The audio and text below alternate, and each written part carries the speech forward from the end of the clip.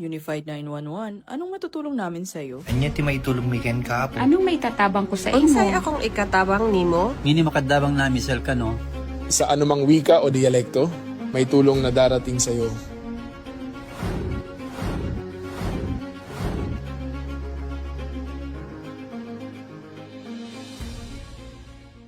Lilingkod sa bawat Pilipino at magbibigay ng tamang impormasyon para sa tahimik at maayos na Pilipinas. Police News Network, alagad ng batas, tagapagtaguyod ng balitang pulis, sandigan ng mamamayan, patnubay ng katotohanan. La Campo Crame, maghahatid ng pinakahuling kaganapan at nagbabagang balita. Ito ang PNN Police News Network. At ngayon, ang inyong mga tagapagbalita. Magandang araw, bagong Pilipinas. Ako ang inyong alagad ng batas, tagataguyod ng Balitang Pulis, Patrolman Edwin Baris. Maghahatid sa inyo ng tamang balita, kwento ng pulis at serbisyo para sa mamamayan. At ito ang PNP News Online. Ang pangunahing balita ng Police News Network, alagad ng batas, tagataguyod ng Balitang Pulis.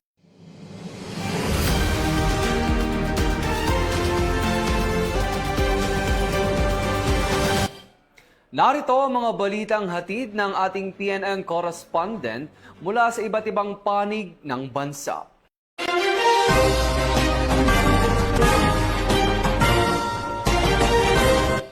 Bilang pakikiisa sa pagpapalakas ng kahandaan sa kalamidad, nakibahagi ang Police Regional Office 2 sa culminating activity ng 2026 National Disaster Resilience Month na ginanap sa Ilagan City, Isabela. Ang buong detalye ng report mula kay Patrolwoman Lainey Lorenzo.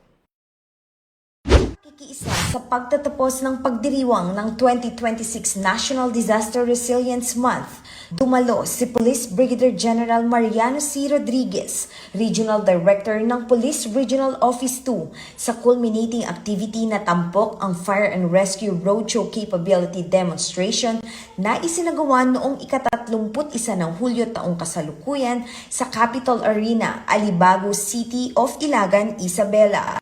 Sa isinagawang capability demonstration, naipakita ng iba't ibang response agencies ang kanilang kahandaan, koordinasyon at kakayahan sa pagtugon sa mga sakuna at iba pang emergency situations. Binigyang diin din sa aktibidad ang kahalagahan ng mabilis, organisado at magkakaugnay na pagtugon upang mapangalagaan ang buhay at ari-arian ng mga mamamayan.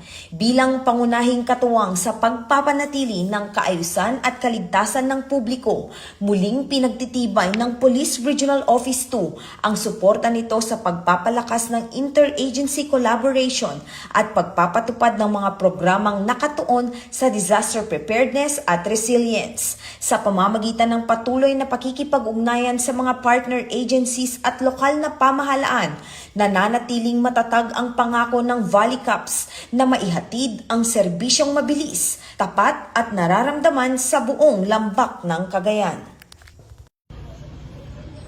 Mula dito sa lambak ng Cagayan, ako ang inyong PNN correspondent, Patrolwoman Lainey Lorenzo, alagad ng batas, tagataguyod ng Balitang Pulis. Maraming salamat, Patrolwoman Lorenzo. 7 taon na agarang pagtugon at mas pinaigting na serbisyo publiko ang ipinagdiwang ng Police Community Affairs and Development Group sa pagunita ng 7th anibersaryo ng programang Sumbong Nyo, Aksyon Agad. Ibabalita yan ni Patrolwoman Dara Palogme. Araw bagong Pilipinas, patuloy na pinagtitibay ng Philippine National Police ang pangako nitong maghatid ng mabilis at mahusay na serbisyo sa publiko. Bilang bahagi nito, ipinagdiriwang ng Police Community Affairs and Development Group ang ika-7th anibersaryo ng programang Sumbong Nyo, Aksyon Agad na naglalayong mapalakas ang ugnayan ng kapulisan at mamamayan sa pamamagitan ng agarang pagtugon sa mga sumbong at reklamo. Dinaluhan ng mga opisyal ng Philippine National Police, NAPOLCOM at mga katuwang mula sa media ang pagdiriwang sa isinagawa sa Bulwagang Lapu-Lapu sa Campo Crame. Ang Sumbong Nyo Aksyon Agad ay isa sa mga public affairs program ng Philippine National Police na nagsisilbing daan upang maiparating ng publiko ang kanilang mga sumbong, reklamo at iba pang hinaing para sa agarang aksyon ng kapulisan. Sinimulan ang programa sa panalangin na pinangunahan ni Police Colonel Julius Cruz na sinundan ng welcome remarks ni Police Brigadier General Vina H. Guzman, Director ng Police Community Affairs and Development Group. Bilang bahagi ng selebrasyon, isinagawa rin ang live broadcast ng Sumbong Nyo Aksyon Agad kung saan muling binigyan diin ang layunin ng programa na mapalapit ang serbisyo ng kapulisan sa mamamayan at matiyak ang mabilis na pagtugon sa kanilang mga sumbong at reklamo. Dati, kung matatandaan natin at mapapanood natin, binubuo ito ng siyam o hanggang 11 na segments. Ngayon, nireduce natin siya sa 7 segments lamang, panibagong mga segments upang makapag-focus tayo doon sa serbisyo publiko. No? Kailangan kasi natin na ma-accommodate yung mga complaints at mga concerns ng ating mga complainants. So doon tayo nag-focus. Right now, makikita natin, itong programang ito is rebranded. Bagong yugto ng Sumbong Nyo Aksyon Agad, bagong improved public service at maasahan natin na ang programang ito ay magiging katuwang pa ng ating mga existing public affairs programs sa Philippine National Police. Sa ating mga kababayan na nanonood ngayon at nakatunghay sa ating programa, hinihikayat namin kayo na mag-like, share, and comment dito sa Sumbong Nyo Aksyon Agad. So aside from Sumbong Nyo Aksyon Agad, meron po kaming 8 complaint platform dito sa PNP na makikita ninyo sa aming page. At maraming salamat sa PNN. Isa siya sa nakikibahagi sa programang ito. Kasama po siya sa Public Affairs Program ng Philippine National Police at ang kanyang Police at Your Service. Una po sa lahat, ako po ay nagpapasalamat sa lahat ng ating mga kasama, sa lahat ng crew, sa lahat po ng ating mga katuwang sa araw-araw sa live, pati po sa Police at Your Service at sa SNAA. Kung wala po kayo, wala po yung ating programa. Kaya po sana ay lalo pa nating ibigay ang ating dedikasyon, ang ating puso sa ating ginagawa para mas marami pa po tayong matulungan ng mga kababayan po natin. Keep up the good work, ma'ams, sirs, at saka po, God bless always. Hindi pa ako pleb noon, pinapanood ko na yung programang to eh. Hindi ko naman nakalain, after 7 years, magiging guest nyo ako, magiging host nyo at least for one day. Nakakatuwa. At thank you for inviting me and happy ako na yung relasyon ng NAPOLCOM at relasyon ng PNP ay tuloy-tuloy na lumalakas every single day. Of course, maraming salamat talaga sa ating mga hanggat ngayon. Mula nung sinimulan natin ito 7 years ago, ay nandiyan pa rin yung ating mga kasamahan, lalong-lalo na sila Direk Lito, si Direk JC, nandiyan po sila, ang buong UNTV, sa pamumuno po yan ni Kuya Daniel Rason. Maraming salamat, Kuya Daniel Rason, sa tulong ninyo sa Philippine National Police at nagkaroon po tayo ng napakagandang programa at lahat po ng mga behind the cameras, researchers, yung ating mga cameramen, napaka-importante, yung ating mga reporters sa field, kagaya ninyo, na nandyan lagi, very passionate. Kasi yung ganitong programa, ganitong aktibidades, ay kailangan may passion ka, may puso ka. Kasi kung wala kang puso, ay hindi mo magagawa ng maayos yung trabaho mo at hindi sisigla at lalakas at hindi susuportahan at pagkakatiwalaan ng ating mga kababayan ang isang programa kagaya ng Sumbong Nyo Aksyon Agad. And of course, sa ating mga kababayan na nandyan lagi sumusuporta at nagtitiwala sa ating programa. Mula dito sa Bulwagang Lapu-Lapu, Campo Crame, ako ang inyong PNN correspondent, Patrolwoman Dara Palogni, alagad ng batas, tagataguyod ng balita pulis. Bagong PNP para sa bagong Pilipinas, serbisyong mabilis, tapat at nararamdaman. Maraming salamat, Patrolwoman Falogme. Mas pinalawak pa ng Police Community Affairs and Development Group ang ugnayan nito sa komunidad sa pamamagitan ng paghahatid ng iba't ibang serbisyo at mahalagang impormasyon sa mga mamamayan ng Antipolo City. Magbabalita dyan si Patrolman Bacani. Araw Araw Bagong Pilipinas, isang makabuluhang information drive and awareness campaign ang isinagawa ng Community Assistance and Development Division ng PICAD bilang bahagi ng ika-31 anibersaryo ng Police Community Relations dito sa Barangay San Jose, Sumulong Memorial Circle, Antipolo City. Pinangunahan ni Police Captain Romel T. Sumalinog ng Chief Community Assistance Section sa ilalim ng pamumuno ni Police Colonel Luis E. Gisik, Chief ng Community Assistance and Development Division. Bahagi ng programang ito ang pagbibigay ng kaalaman patungkol sa Republic Act 11313, anti-illegal drugs, anti-terrorism, anti-bullying, ganun din ang fake news at loose firearms. Kasabay nito ang pamamahagi ng food packs at IEC materials sa higit 100 benepisyaryo ng Barangay Anti-Drug Abuse Council bilang patuloy na dedikasyon ng Philippine National Police sa paglilingkod sa mamamayan at pagiging ng pakikipag-ugnayan sa komunidad.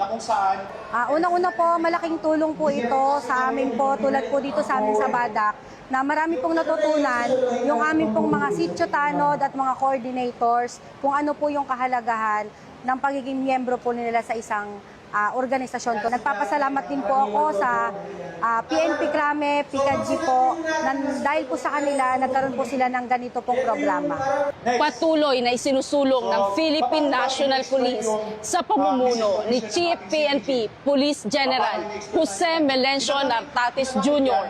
ang dekalidad, maagap at makataong serbisyo sa bawat Pilipino na may hadikahin. Bagong PNP para sa bagong Pilipinas.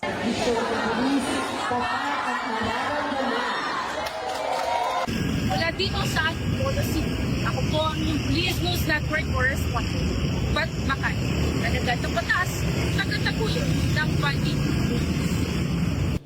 Maraming salamat, Patrolman Bacani. Muling ipinamalas ang malasakit sa komunidad matapos magsagawa ng outreach activity ang Police Regional Office 6 Officers Ladies Club para sa Aita community, kung saan nagatid sila ng tulong at iba pang serbisyong makakatulong sa mga benepisyaryo. Patrolwoman Lynette Sablon sa balita. Patuloy na sinusulong ng Police Regional Office 6 Officers Ladies Club ang diwa ng malasakit at bayanihan sa pamamagitan ng isang gift-giving activity para sa mga miyembro ng ating community sa Boracay Island, Malay, Aklan, dito lamang 30 Hulyo, taong kasalukuyan.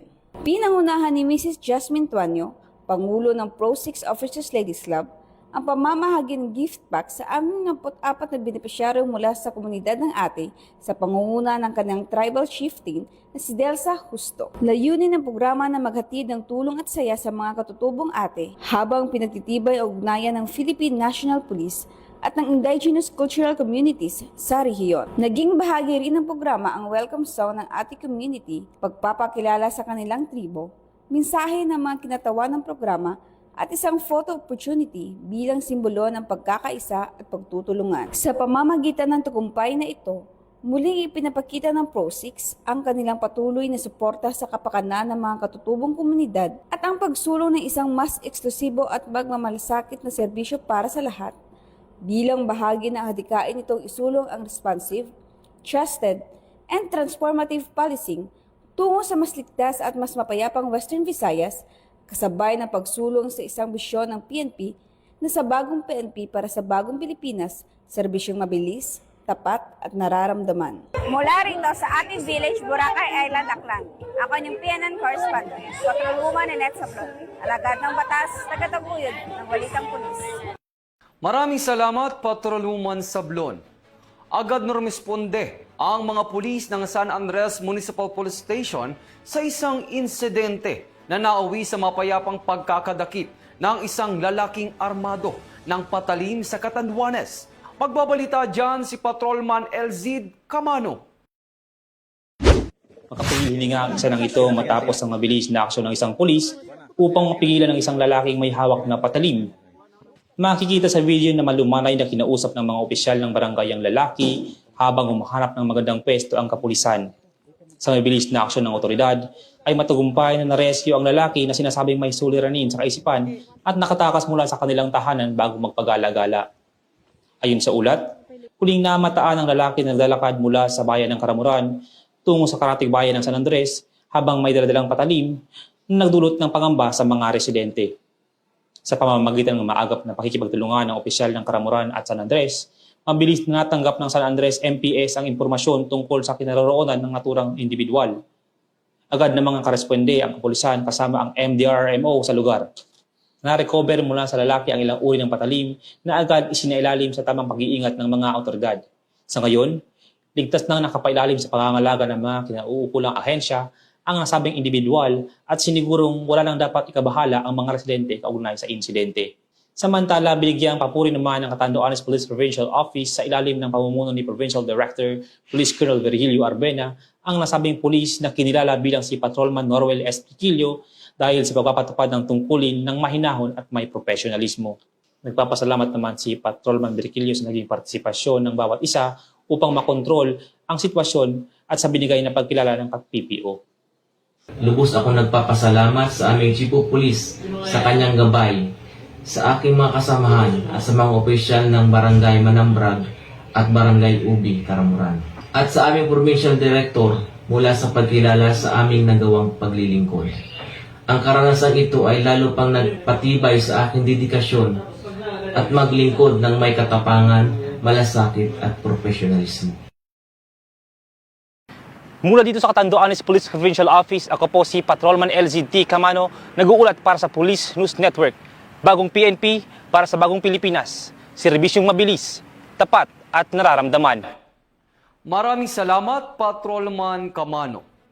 Bilang bahagi ng pagdiriwang ng ika-31st Police Community Relations Month, nagsagawa ang Masbate Police Provincial Office ng outreach program na naghatid ng tulong sa iba't ibang serbisyo sa mga mamamayan bilang pagpapatibay ng ugnay ng pulisya at komunidad.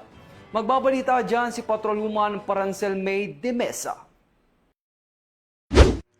Bilang bahagi ng patuloy na pagpapaigting ng ugnayan ng Philippine National Police sa komunidad, nagsagawa ang Masbate Police Provincial Office ng isang makabuluhang outreach activity na naghatid ng iba't ibang libreng serbisyo para sa mga residente. Tampok sa outreach activity ang masiglang pagtatanghal ng Masbate PPO Rodeo Caps Band na nagbigay ng kasiyahan at inspirasyon sa mga dumalo sa pamamagitan ng kanilang mga awitin. Samantala, nagkaloob naman ng libreng gupit ang mga tauhan ng First Provincial Mobile Force Company. Bilang bahagi rin ng programa, namahagi ang Masbate City Police Station ng libreng lugaw na nagsilbing simpleng handog ng pagmamalasakit at pagkalinga sa mga mamamayang nakiisa sa aktibidad. Naghatid rin ng libreng medical consultation ang Provincial Medical and Dental Unit, kung saan nabigyan ng pagkakataon ang mga residente na makapagpakonsulta, makatanggap ng paunang pagsusuri at mabigyan ng payong pangkalusugan mula sa mga medical personnel ng PNP. Sa pamamagitan ng mga programang tulad nito, muling ipinakikita ng Masbate Police Provincial Office na ang tunay na serbisyo ay hindi lamang nasusukat sa pagpapatupad ng batas, kundi maging sa taus-pusong paglingap at pakikipagkaisa sa bawat mamamayan. Ako po si Patrolwoman Francel May de Mesa, nag-uulat para sa Police News Network. At ito ang bagong PNP para sa bagong Pilipinas. Serbisyong mabilis, tapat at nararamdaman. Maraming salamat, Patrolwoman de Mesa. Narito naman ang lagay ng panahon ngayong araw, ika-3 ng Agosto taong 2026. Patuloy na nakakaapekto ang habagat at Tropical Depression Luis sa malaking bahagi ng bansa na magdadala ng maulap na kalangitan na may kalat-kalat hanggang sa malalakas na pag-ulan at pagkidlat, pagkulog sa ilang lugar sa Luzon. Dahil dito, posible ang pagbaha at pagguho ng lupa sa mga lugar na makakaranas ng matinding pag-ulan. Samantala, nakataas ang Tropical Cyclone Wind Signal number 1 sa Polillo Islands, Catanduanes, Camarines Norte at ilagang bahagi ng Camarines Sur dahil sa Tropical Depression Luis. Pinapayuhan ang publiko na manatiling alerto, magdala ng payong o kapote, iwasan ng mga lugar na bahain at landslide prone, at patuloy na subaybayan ng mga pinakahuling abiso ng pag-asa at ng mga lokal na otoridad para sa inyong kaligtasan. At para sa ating public advisory ngayong araw, pinaalalahanan ng Philippine National Police ang lahat ng motorista at manlalakbay na mag-ingat sa pagbiyahe ngayong panahon ng tag-ulan. Suriin ang lagay ng panahon bago bumiyahe. Siguraduhin maayos ang kondisyon ng inyong sasakyan. Magmaneho ng dahan-dahan at panatiliin ang ligtas na distansya. Iwasang dumaan sa mga bahang kalsada at sundin ang mga abiso ng mga otoridad. Laging unahin ang kaligtasan. Maging responsable sa pagmamaneho at maglakbay lamang kung ligtas ang kondisyon ng panahon at kalsada. Sa oras ng sakuna o emergency, tumawag sa 911 o makipag-ugnayan sa pinakamalapit na himpilan ng pulisya. At yan ang mga balitang nakalap ng ating mga PNN correspondents mula Luzon, Visayas at Mindanao. Para sa mas malawak at mabilis na ulat ng balita, i-like, follow and share kami sa aming Facebook account ng Police News Network at sa Twitter account para sa mga real-time updates at YouTube channel para sa mga live stream at replays. Manatiling mapagmatyag at laging alamin ang totoo. Sa ngalan ng pamunuan ng Philippine National Police, sa pangunguna ni Chief PNP Police General Jose Melencio C. Nartates Jr. at sa pamumuno ni President Ferdinand Bongbong Marcos Jr., kami ay maglilingkod sa bawat Pilipino at magbibigay ng tama at balanseng balita. Bago po tayo magtapos, muling pinaalalahanan ng Philippine National Police at Department of the Interior and Local Government o DILG ang publiko na sumunod sa mga umiiral na lokal na ordinansa sa ilalim ng pinatutupad na Safer Cities Initiative upang mapanatili ang kaayusan at kapayapaan at kaligtasan sa mga komunidad. Samantala, hinikayat rin ng publiko na maging mapagmatyag at agad diulat sa mga otoridad ang anumang kahinahinalang aktibidad. Mula rito sa tanggapan ng tagapag-ugnay ng Pambansang Pulisya ng Pilipinas, ako ang inyong alagad ng batas, tagataguyod ng Balitang Pulis, Patrolman Edwin Baris. Maghahatid ng tamang balita, kwento ng pulis at serbisyo para sa mamamayan. At ito ang PNP News Online, ang pangunahing balita ng Police News Network. At ito ang bagong PNP para sa bagong Pilipinas. Serbisyong mabilis, tapat at nararamdaman.